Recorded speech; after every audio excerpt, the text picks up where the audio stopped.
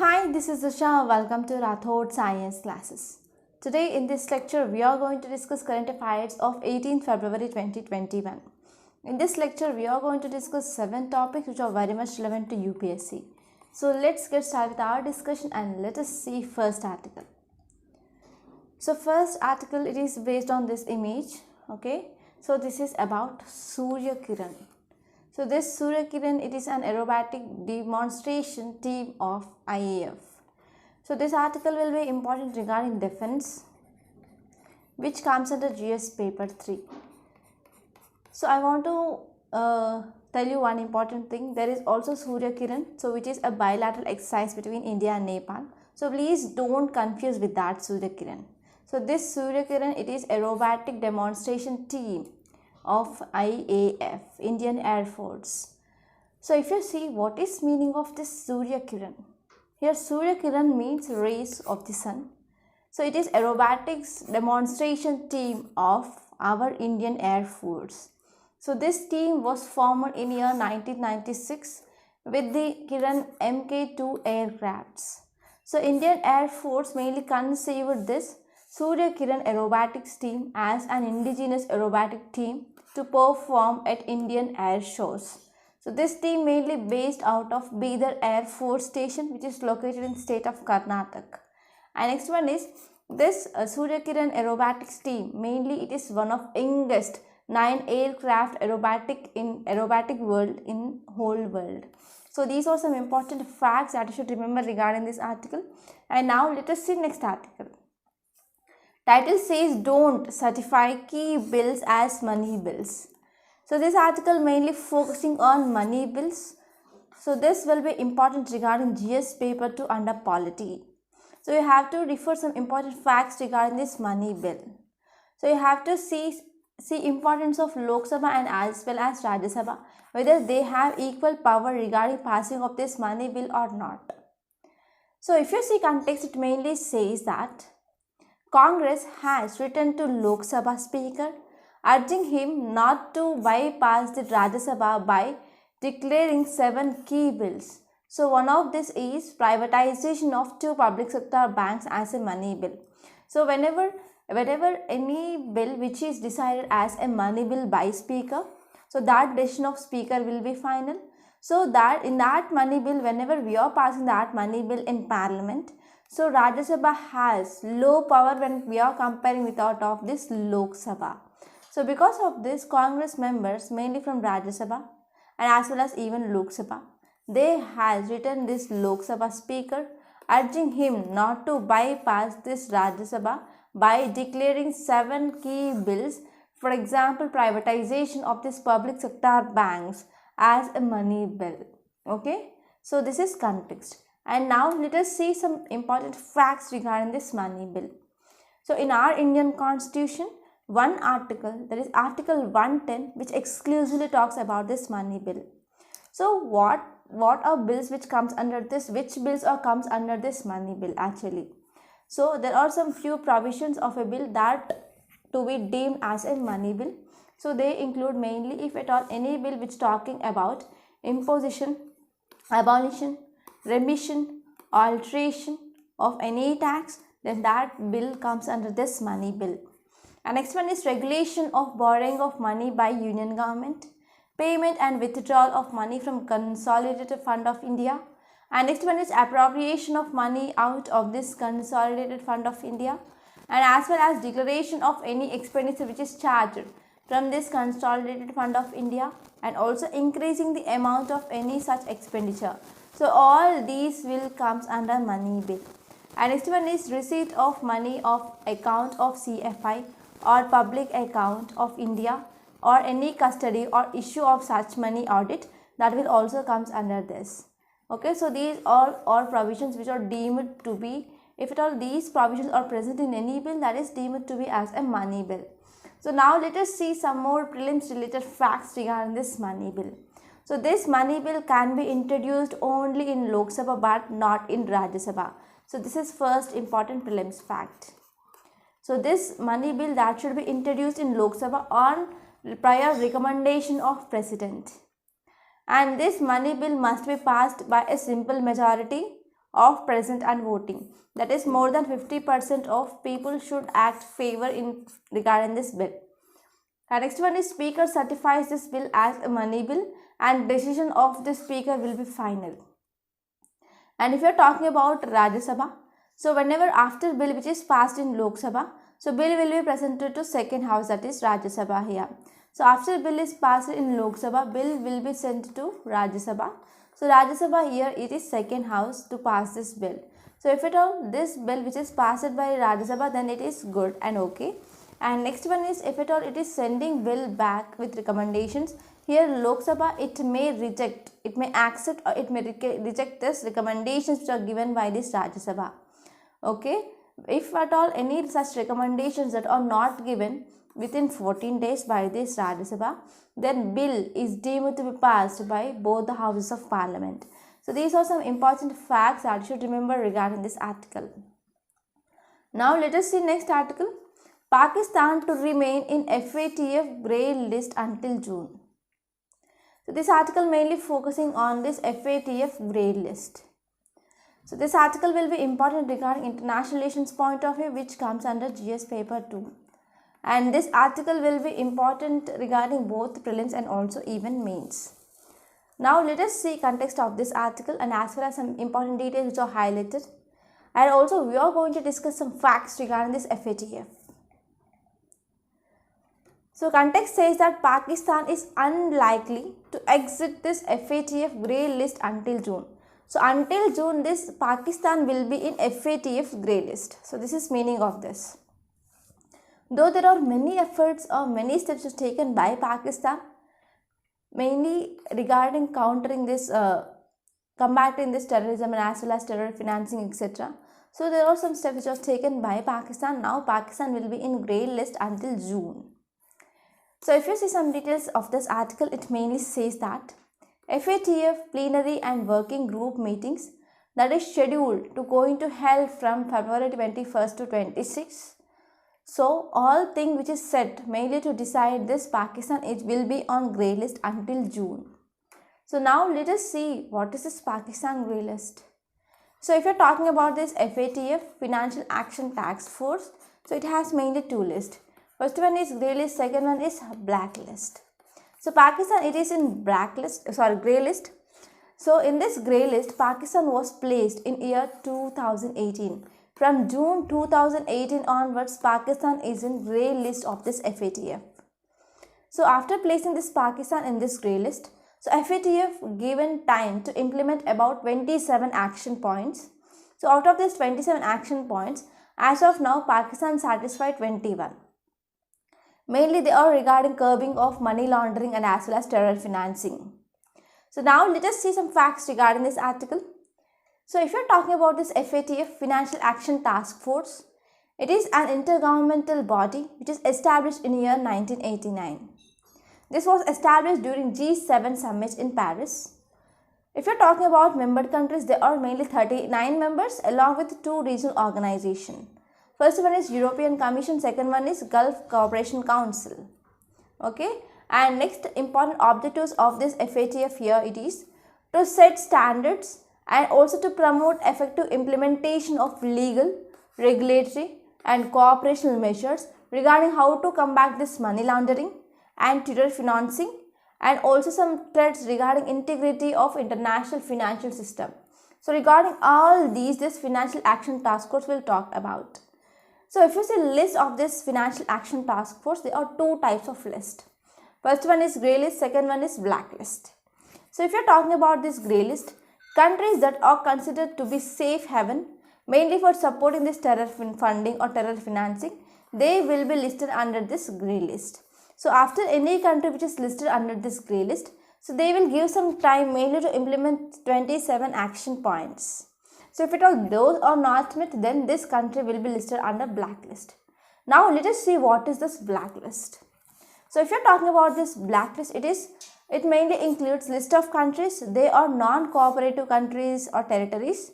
They are mainly supporting terror financing, terror funding and as well as money laundering. So those countries will be listed under this blacklist. For example, North Korea and Iran. So there are 2 countries which are listed under this blacklist of FATF. They include North Korea and Iran. So these are some important facts that you should remember regarding this article. Now let us see next article. Title says US will pay over $200 million to WHO. So this article mainly focusing on funding to WHO, that too by US. So why it is important? So if you see about this WHO, it is one of multilateral organization which mainly want to promote health and well-being, right? So if you're talking about US, recently former US president, that is Donald Trump, he initiated process of withdrawing from WHO. Now new government came into power in US, and this new government want to become part of this WHO again. So because of this, it is going to pay about $200 million to WHO. So in this context, we are going to see what is the thing which is why it is in news, and as well as we are going to see some details here and as well as some facts regarding this WHO. So this article will be important again regarding international relations, which comes under GS paper 2. Okay, now let us see context first. US Secretary announced that his country would pay WHO about $200 million by end of this month. Okay, so if you see some details, it mainly says that this announcement is very, very significant. So why this announcement is significant? Because former US President Donald Trump had begun the process of withdrawing the US from WHO, and this process is stopped and reversed by this Joe Biden, that is new government in USA. So what will be impact? So first one is it will fulfill financial obligations of WHO, because US it is largest funder to WHO and will contribute about more than 15% of total funds.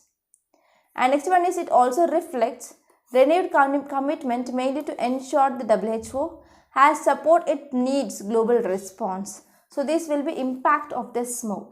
And if you see why this move which is taken, so first one is US mainly believes that multilateralism, United Nations, WHO, they are very much essential, not only for effective international COVID-19 health, and also even it will be helpful for humanitarian response, and also it will helpful to build stronger global health capacity and security for our near future. So because of this, mainly this step which is taken by our US president. And if you see some facts regarding this WHO, it is one of United Nations specialized agency for health, and this WHO was formed in year 1948. Headquarters located in Geneva, Switzerland. And if you are talking about member countries, there are about 194 member states, and it has about 150 country offices, and there are about 6 regional officers. And next one is intergovernment organization and works mainly done in collaboration with member states, mainly through Ministry of Health. So Ministry of Health is present right in every state or every country. So with that Ministry of Health, so this WHO mainly functions. And this WHO also provides leadership on global health measures and matters, and also it will helpful for shaping the health research agenda. It will helpful for setting norms and standards, articulating evidence-based policy opinions or policy options. And next one is providing technical support to countries, for example for monitoring and as well as even accessing health services or health trends. So these are some important things. And now I want to give a small homework for you. So please let me know what are objectives of this WHO in comment box. Now let us see mains question. So today's mains question is road accidents are the leading cause of death in India and a major contributor to disability burden and hospitalization. Discuss different parameters that should be involved in measuring this road safety. So if you see this question, it mainly talking about road accidents. So as of now, recently there is some road accident that happened in MP. So because of this, I come up with this question. So if you see question mainly demanding that road accidents, they are leading cause of death in India. Yes, it is correct, right? So you are agreeing with this statement. And next one is and major contributor to disability burden and hospitalization. Yes, as we know, because of road accidents that will lead to severe injuries and even it will lead to loss of life. So for this statement, you have to substantiate your thing. Yes, I will agree with this because we have so and so data. So to write this answer, you need some data. And next one is finally you have to discuss different parameters that would be involved in measuring this road safety. That means you have to write about some measures. So in this question it have mainly three parts. First one is you have to address about this road accident. They are leading cause of death in India, and you have to give some data mainly to support your argument. And next one is you have to talk about whether it is a major contributor for disability burden and as well as hospitalization or not. And next one is you have to write measures. So try to write this answer after listening to this lecture. So next article we are going to discuss on this matter. Okay. So answer should not be more than 250 words. So in this context, I want to make a small announcement. We came up with this current affairs package course. So in this course, we are mainly focusing on current affairs and also mains answer writing practice. So if you ask me what is importance of current affairs, without proper knowing or understanding of this current affairs, you cannot clear UPSC. Because about 50 to 60% of questions that may be either prelims, mains or even interview, you can expect questions from this current affairs. If you are getting any static based questions, so they are also related to this current affairs. So because of this, mastering of current affairs is very important to clear this UPSC. And if you are talking about this main answer writing practice, without proper answer writing skills, you cannot clear UPSC. So on day one of your preparation, you need to focus on this answer writing practice also.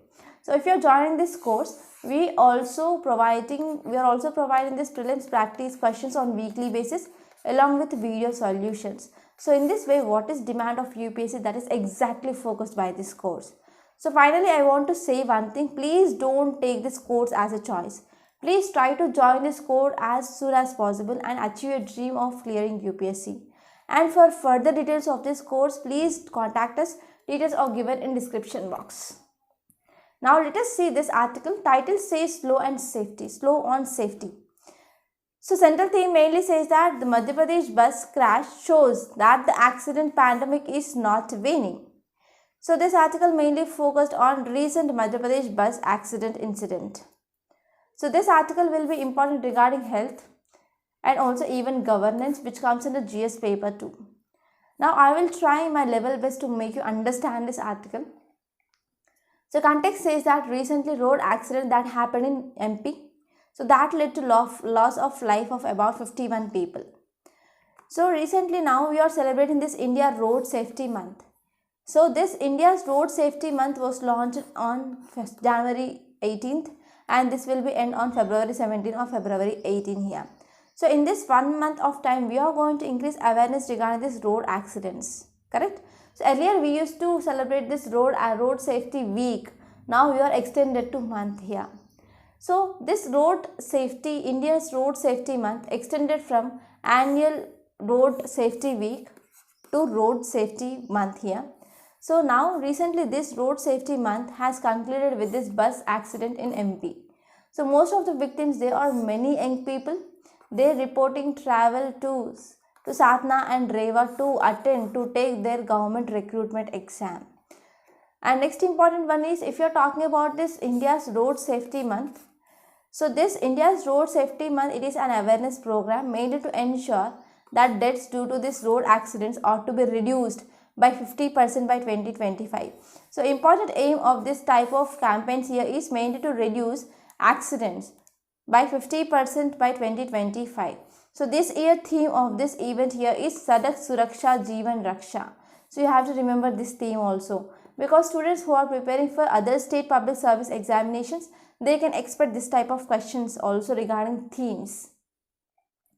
And if you see some facts regarding accidents in India, so about 1.5 lakh people they die, and more than 4.5 lakh people they get injured in road accidents every year in India. And if you are talking about deaths per day, it is about 415 deaths per day in road accidents. And India mainly stands at number 1 ahead of US and China regarding this road accidents. So because of road accidents, many people they will lose their life. So loss their life will not only cause economic burden to their family, but also it will cause some loss to our GDP also. So it will lead to loss of 14% of national GDP, okay, because of this road accidents. And next one is 70% of deaths, they are mainly seen in age group of about 18 to 45 years. And if you're talking about especially India, in India it is saying that there is increase in road accidents. So because of this, now in India, world's worst record on road safety that is present here. And we are also facing another situation like COVID-19 lockdown, imposed some economic crisis, health crisis, etc. So in this context, our Union Transport Minister, he said that number of dead in 2019 is about 1,51,133 and injured people are about 4,51,361. So these are some important data which is given by Union Transport Minister regarding these accidents. And there is also another report, that is World Bank Commission report. The title of that report here is Traffic Crash Injuries and Disabilities. So in this report, it mainly highlights that about 1% of world's vehicles are present in India, but 11% of road accidents which are present across the world that are seen in India. Though we have less number of vehicles that are present in the world, but accidents are very high in India. Okay. So because of these accidents, who will suffer? Here people like low income households and as well as rural areas, they will suffer more than compared to that of the urban people and as well as richer people. So if you are talking about women, so who will be most vulnerable whenever her husband or her son died in accidents? So women, they bear long-term financial and as well as psychological impact on loss. That means if you take a family is present and those family, they contain 2 kids here.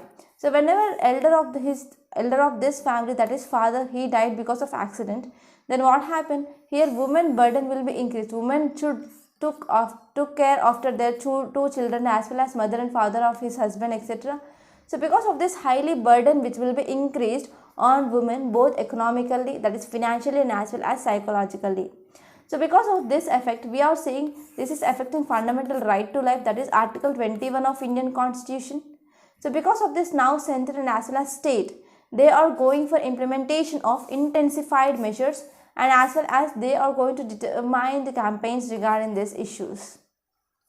So if you are talking about present context, because of this bus mishap in Madhya Pradesh, so we came up with immediate response has been in order to go to a magisterial inquiry here. But here we need technical investigation, what might the reasons that caused to this event. So when we are knowing about the reasons, we can be aware that so and so reasons that will also cause this accidents, and we can also go for awareness programs regarding this. And even Union Transport Minister, he actively campaigned regarding Road Safety and Motor Vehicle Amendment Act of 2019. So important aim of this campaign here is to bring change among the people regarding these road safety rules. And also most of states, they have lukewarm towards these hard steps. That means most of the states, they are not coming forward to take these steps. They are not following zero tolerance rule enforcement which came up by center here. So these are problems that is leading to increased accident related deaths here. So if you say need here, so first one is central must now set up a timeline mainly to operate this National Road Safety Board. So this National Road Safety Board came up with the draft rules. They were circulated in December last year, and these rules, they are mainly laid down engineering standards and as well as complaint procedures that will help citizens mainly to hold states accountable. So this will be very, very important. Whenever we are coming up with this National Road Safety Board, we can decrease accidents because we are making states accountable to this type of cases. And next one is accident mainly needs education, civil society cooperation as well as provoking policies. So these are some gist of this article. I hope it is clear. And now let us see next article. Title says an ambiguous levy. So this article mainly talking about provident fund accounts. So many of you know about this PF accounts, right? So whenever any people who are doing jobs, some amount of salary will be cutted as PF, etc., right? So that amount which is cutted as PF, that will comes into this PF account. So to understand this article, you need to know some background regarding this PF. So this is homework for you people. So you have to do some research regarding what is this PF account and let me know in comment box. And this article will be important regarding economy, which comes under GS paper 3. Okay, now let us try to discuss this article in great detail. So context says that our finance minister stressed that Budget 2021 to 2022 raises resources to push the economy without increased taxation. So our finance minister mainly said that without increase any taxation, we are going to increase our revenues. So how revenues of this government will be increased whenever there is no increase in taxation? So this will be doubt, everyone will comes, right?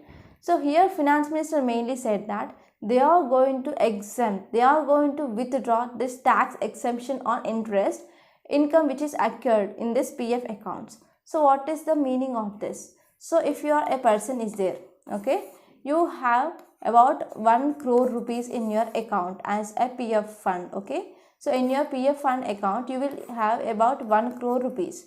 So you have 3 accounts, and in this 3 accounts you have 35 crores here. So whenever you, when 35 lakhs here, so whenever you are depositing or fixed depositing any some amount in banks, so banks will pay return interest rate, right? For example, bank is paying about 5 to 6% of interest rate on 1 crore rupees. That means you can get about 50 to 60,000 per month as interest, right? So on this interest there will be no tax that can be paid. But now recently came up with Financial Bill 2021. It mainly came up with withdrawing of this tax exemption from this salaried class. So who are getting salaries and who are money are getting under this PF.